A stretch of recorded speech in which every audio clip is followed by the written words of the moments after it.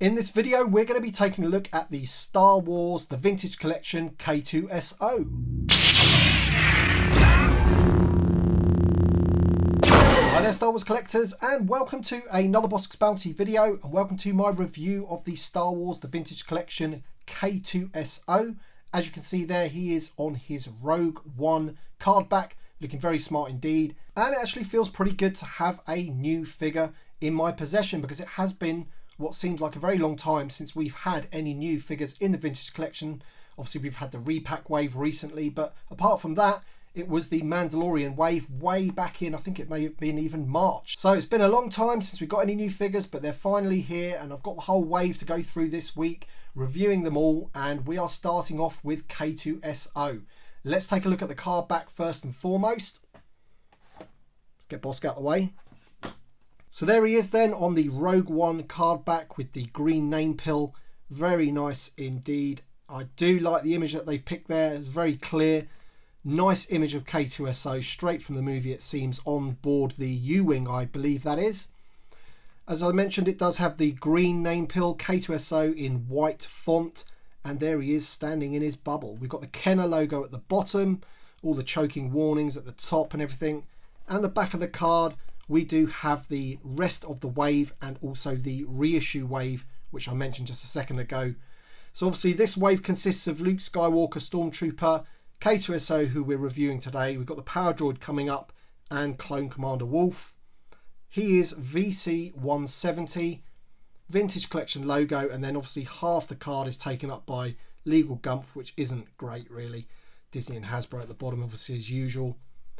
But we're going to crack this figure open and we're going to take a look at him, and I can't wait to get this figure. It's been a long time, as I mentioned before, and when K-2SO was announced, I was really excited for another Rogue One character, and obviously he's a main character in the film, and it's just decent to get another droid really. So yeah, let's crack him open.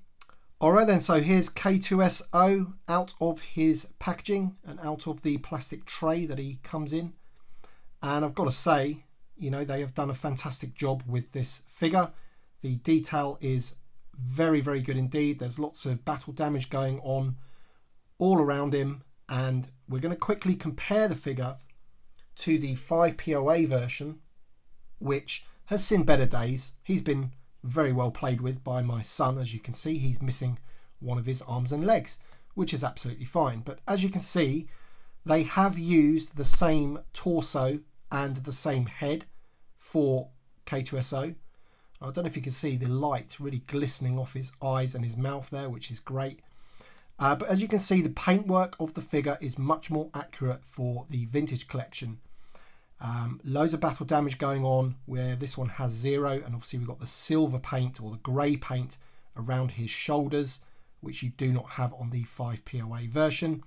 Also, this figure comes with bags of articulation, which I do want to go through with you very shortly, and believe me, you're going to want to stick around for the articulation of this figure, because he comes with all of the articulation that you are going to need, and you can really get him into some decent poses. I know he's a droid and he tends to just stand there like that a lot of the time, but he does come with all the articulation that you need, and we're going to go through that in a second. But I just wanted to show you there that they have used the same torso and head, but with obviously a lot more detail. The arms on the Vintage Collection version are a lot thicker than this one, and the same with the legs. You can just see there the hips is a lot different on this one, and the legs in general are better quality. So we're going to leave this one out of it for the time being, and we're going to concentrate on the Vintage Collection one. Just give you a bit more of a close-up there. There you can see the light glistening off the eyes and the mouthpiece of K-2SO there, and he's even got a little bit of silver paint there as well. Turn the figure round, and once again we have some nice paintwork on the back of his body there, which you do not get on the 5POA version. Now this is why I prefer the Vintage Collection, because ultimately this is how I think action figures should be in 3.75 inch scale. They should come with all the articulation and detail, just like the 6-inch Black Series should. This is how they should be, and the fact that they come on the vintage style cards is just a bonus really. You can see there he's got the insignia on his shoulder there. Bit of dirt and grime there on his elbow, and again on his body, and a bit on his leg there and on his knees, which I think is pretty cool. On the inside of his arm there, you've got some nice paintwork as well. And all the joints where his elbows and his wrists and his knees are painted in silver, and again on the ankles as well. Does come with that sidearm blaster there, which fits very nicely into his hand, including the trigger finger, which goes nicely into the trigger hole there, which is awesome.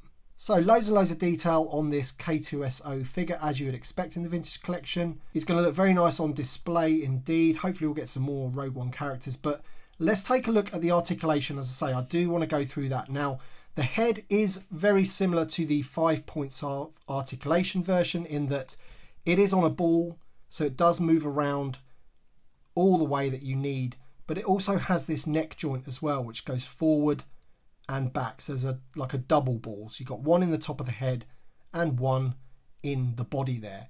But he also does this weird movement with his head like that, side to side. So full range of movement there, which is pretty awesome. The shoulders are on a ball hinge as well, so obviously they go all the way around like that, and they can move up about that far because obviously it gets restricted because of the shoulder armor there on top of his shoulder. But still, that's very nice. You do have an elbow joint. Now these are very, very stiff joints. You have to be very careful. I find it's best to grab them really close and then just bend them like that. I have heard of people having to put them in hot water to sort of soften them up. I haven't had to do that. I don't think it's too necessary, but you probably do want to be careful that you don't snap that. And then obviously that's loosened up very nicely.